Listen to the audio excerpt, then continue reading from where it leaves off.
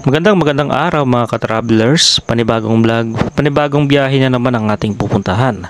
Panibagong araw mga ka-travelers, sa araw na ito ay babiyahe tayo dito sa loob ng Tuguegarao City at syempre mag-ikot-ikot tayo dito gawa ng talaga ng mga lumalim na yung tubig baha dito sa Tuguegarao City. Sa mga hindi pa nakasubscribe, baka naman mga idol, pasubscribe na kayo sa ating channel at click nyo na rin ang notification bell and then click nyo na pa yung all. Mga ka-best friend, uuna tayo dito sa Sentro 10 ng Tuguegarao City dahil nga ito yung talaga ng mga binabaha pagdating ng tag-ulan at pagdating ng magbibitaw ng tubig itong Magat Dam. At nung nandito na tayo sa Sentro 10 ng Tuguegarao, ito yung ating nakita pagdating natin. Ito na ang Sentro 10 ng Tuguegarao. Kapansin-pansin naman na puro bubong na lang ang ating makita dito mga ka-travelers. At talaga na mga lubog na halos ang sa babang portion na bahay. At eto naman ang kabilang side ng Sentro 10. Mga establishment, building ang nandito. Karwasyan at iba pa mga ka-travelers. Pero ngayon talaga mapapansin natin halos nalubog na ang ibang mga establishment dito. Matapos tayo dito sa Gonzaga Street, dito naman tayo sa Aguinaldo Street mga ka-travelers. Matapos nga nating puntahan ng ilang portion ng Tuguegarao na binabaha, ay agad naman tayong pumunta dito sa Aguinaldo Street na kung saan na isa rin sa daanan na binabaha mga ka-travelers. At lalabas tayo dito sa street na ito, kakaliwa tayo hanggang makarating tayo doon sa may gilid ng Rizal Park mga ka-travelers. So ito puntahan natin yung isa sa area dito na malalim din yung tubig. Ito yung sa baba ng Rizal Park. Ayan, puntahan natin. Yan, kakaliwa tayo dito. Papunta rin ito ng Isabela. Yan nga lang yun, talagang binabaha dito kaya wala tayong napapansing dumadaan. At nandito lang tayo mga ka-travelers sa gilid ng Rizal Park.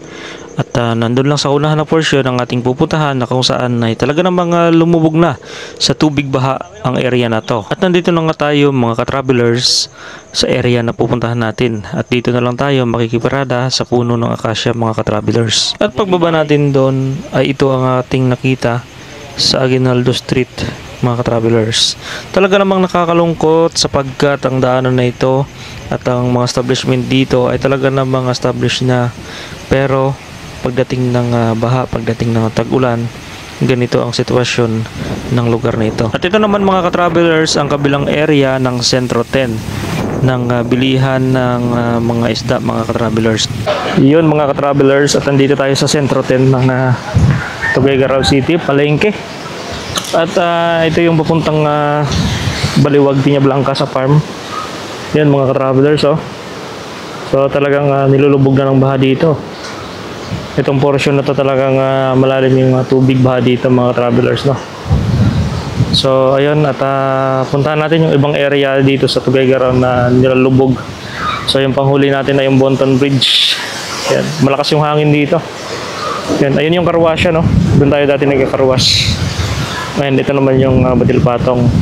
Ayun din yung masarap na kainan ng Batil Patong. So dyan tayo dati kumakain ng Batil Patong.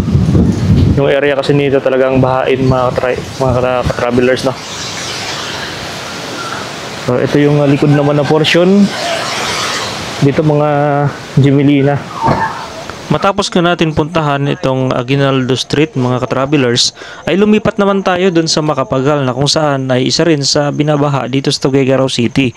Ang Macapagal naman ay yan po yung mga tindahan ng mga gulay papunta rin ng Sentro 10 mga ka-travelers no. So ayun, bisitahin din natin doon kung ano yung sitwasyon doon, kung ano yung kalagayan no mga ka-travelers. Maki-update na rin tayo sa area ng Macapagal Avenue mga ka-travelers. Malapit na tayo mga ka-travelers dito sa Macapagal Avenue.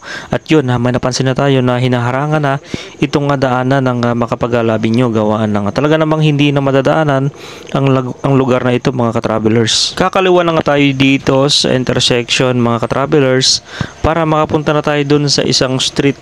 So ito diretso na ito ng riverside ng Piñacanawan River mga ka-travelers. So andito na banda yung baha nanggagaling sa Piñacanawan River. Ayan na mga ka-travelers. Nakikita na natin sa gilid na side, left and right, yung nagbabrown na tubig na mala chocolate na tubig mga ka-travelers. At nakikita na rin natin dito yung mga tao, dumadami na at may mga naglilikas na rin, kaya dito na sila sa gilid mga ka-travelers. Yan, kung mapapansin natin, may mga sasakyan pa dito na pailan-ilan na naiiwan, gawa ng talaga ng mga hindi nila basta-basta maiiwan yung area nila. At ayun guys, no, andito na yung tubig ng baha na nanggagaling dito sa Piñacanawan River. So ang area na to kasi ay talaga namang bahain sa gilid ng ilog, na kung saan ang ilog ay talaga namang umaapaw, kaya ganito yung sitwasyon dito mga ka-travelers. May napansin rin tayo dito mga ka-travelers na mga kabataan na mga taga rito na pumupunta dito sa portion na hindi pa na agusan ng tubig baha mga ka-travelers, no.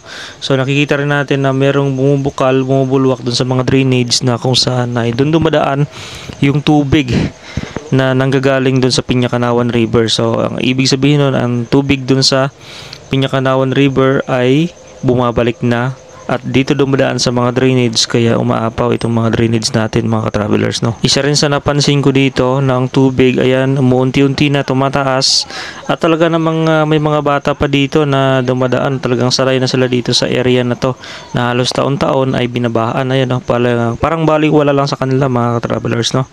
So ayun, nakilala tayo ng isang kabataan na napunta dito. So ayun, at pabalik na tayo. Ayun mga ka-travelers, punta rin tayo doon sa area ng mga gulayan, no, na nagdudugtong sa daan ng Macapagal Avenue papunta doon sa Gonzaga Street mga ka-travelers, no. Yun, kung mapansin natin yung pansita na yan ay napasok na ng tubig baha. So ayun, may pumasok pa na sasakyan, siguro susubukan pang dumaan, pero malalim na, hindi na kaya ng 4 wheels. Siguro truck pwede, pero 4 wheels hindi na, medyo malalim na ang tubig dun sa unahan. So may bumalik na isa mga ka-travelers, hindi kinaya. Yan, kakaliwa tayo dito, diretso po yan ng Centro Tenden, nagtatagpo sa Gonzaga Street ay yung pinuntahan natin kanina na napakalalim din mga ka-travelers, no. So dito okay pa kasi yung area ay mataas yung daanan. So yung gilid lang nitong daanan yung inaabot ng tubig. So talagang may mga portion dito na mababa. Yun ang pinapasok ng tubig. At yung tubig talagang magkukompress po yan, magsisiksik dun sa mga crack ng lupa. At talagang tatagos po yung tubig baha dyan. Katulad ng kanina, may nakita tayong mga nagbabubbles or bumubulwak na pressure ng tubig. So nagko-compress yun sa ilalim ng lupa at naghahanap siya ng malusutan. Kaya kahit saan na po to dito sa lupa ay talagang tatagos po yan basta mababang lugar. Ayun, nandito na tayo sa area ng gulayan dati. Dati itong merong mga tindahan ng mga isda, tindahan ng mga gulay, pero dahil nga natapos na yung Don Domingo Market ay nilipat sila doon, kaya malinis na itong Macapagal Avenue mga ka-travelers. Ha? Ay, oo. Ito. Diyan nalabas yung tubig, no? Yung ganyan, galing sa ano yan, Jagain River. Gaano yung tubig ba dun galing, oh, sa kabila? Kaya suhot. Mataas na yun dito, balik tayo.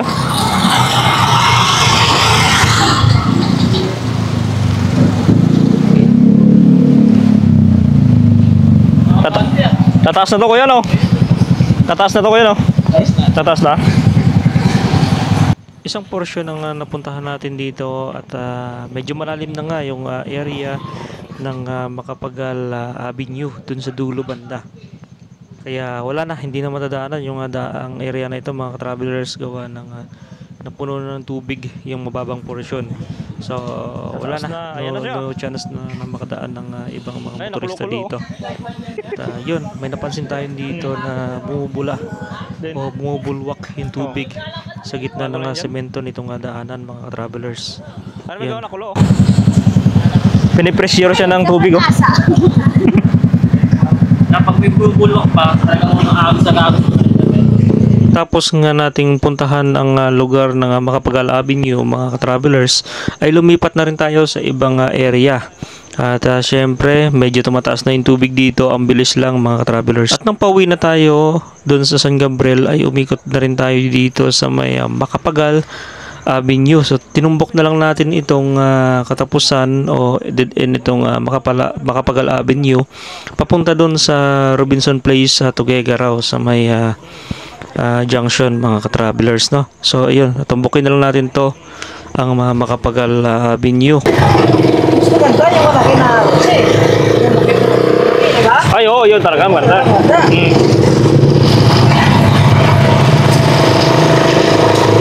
Bukyo, badya, bukyo. Ito ka takot mo. Budget maxima naman ang malaki. Kung dati matches, no? Oo, labi. Dito nagadalam ron. Malalim na, oh. Wala, di tayo makapalipad ng drone. Mahangin. Ito, palirin. Bukas. Walang hangin. Grabe, oh, daw lawod, oh. Lawod.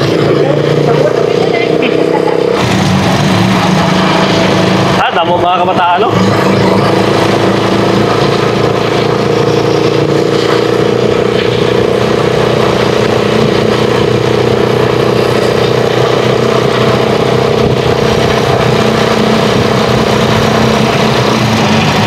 Sentro 10, Tuguegarao. Yan ako, bigyan ako. Saan? Yan. Ato, amigo, lalim na? Lalim na? Bilis lang, ah. Dire? Diretso? Iya. Oo. May tubig na.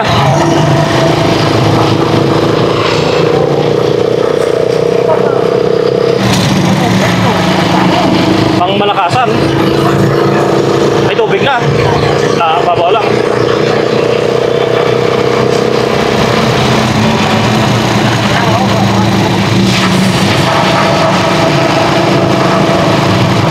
Yan, try natin.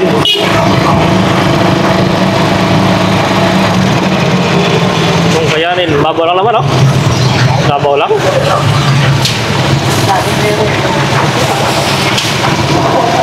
Dalam na to. Oh.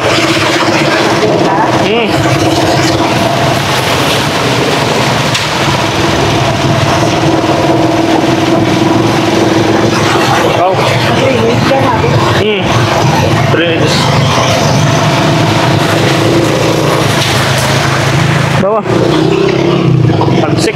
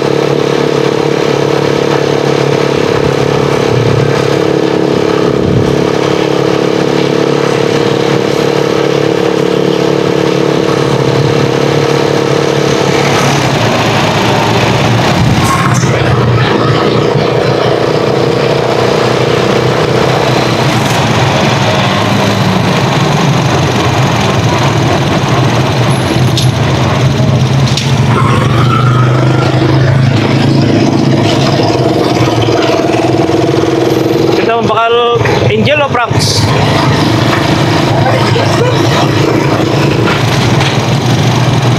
Sampai LTO na lang, no? Oo, na. Iya. Ito, nangyari ako parang.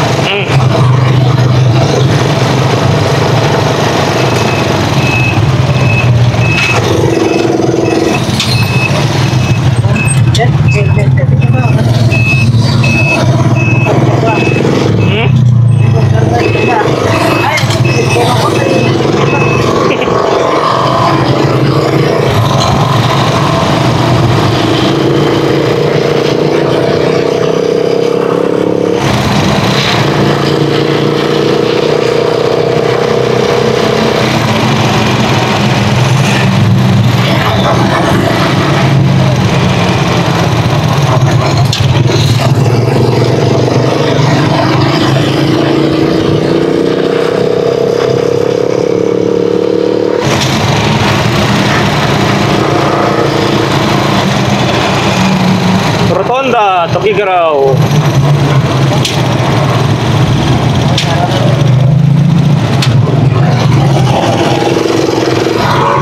Ganda sana pag may drone, no? Kitang-kita yun eh.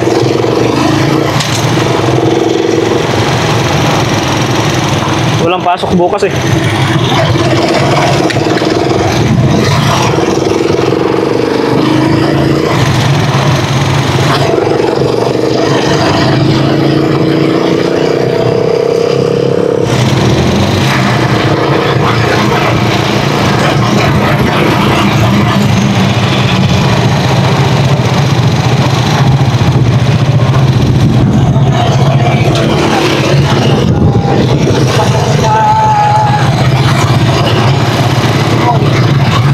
City Mall? Oh. Ah, wala pa doon. Okay pa.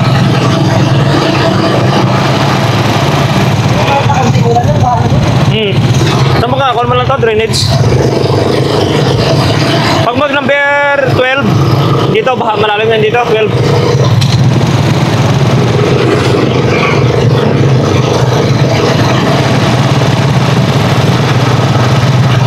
Pati dyan, oh. Yan daw, way pa.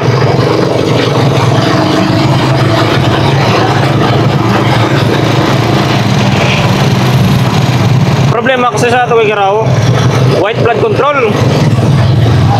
Kulang sa dike. Kulang sa dike ang Tugigaraw.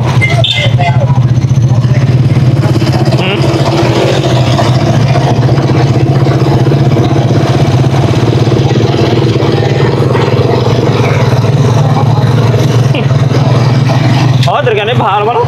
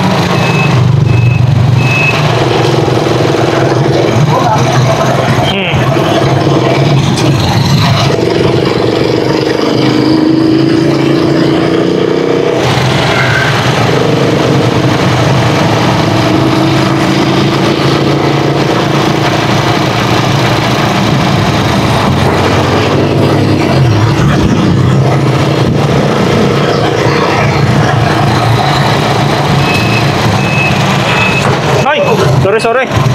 Ah, no, mantap.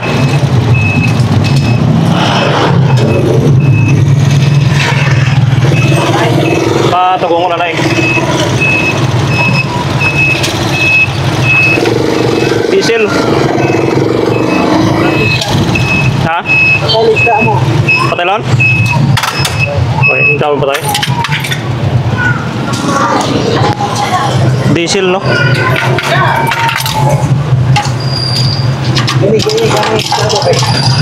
Ini. Bakit hindi mo dalawa? Isa lang. Tubig ang isa.